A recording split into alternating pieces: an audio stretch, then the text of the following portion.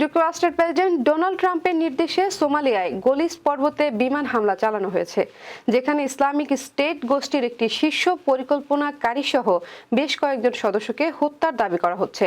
Trump এক tweet পোস্টে জানান, এই হামলা যুক্তরাষ্ট্র ও তার মিত্রদের বিরুদ্ধে আইএসের হুমকির বিরুদ্ধে একটি শক্তিশালী পদক্ষেপ। তিনি আরও বলেন, এদের গুহায় লুকিয়ে থেকে আমাদের এবং আমাদের মিত্রদের জন্য বিপদ সৃষ্টি করছিল।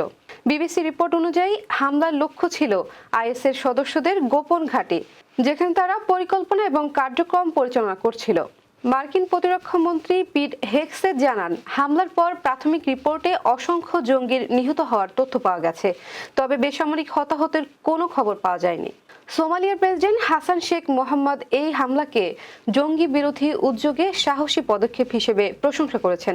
তিনি ট্রাম্পকে ধন্যবাদ জানান এবং মার্কিন নেতৃত্বের প্রতি তার দেশের অটুট সমর্থন প্রকাশ করেন। এটি যুক্তরাষ্ট্রের দীর্ঘদিনের এক নীতির অংশ, যেখানে আইএস এবং অন্যান্য সন্ত্রাসী গোষ্ঠীগুলোর বিরুদ্ধে আক্রমণ চালানো হচ্ছে, বিশেষত আফ্রিকার ও মধ্যপ্রাচ্যের বিভিন্ন এলাকায়। সোমালিয়ায় এর আগে কয়েকবার এমন হামলা চালানো হলেও নতুন এই হামলা ইস্যু নতুন মাত্রা নিয়ে এসেছে।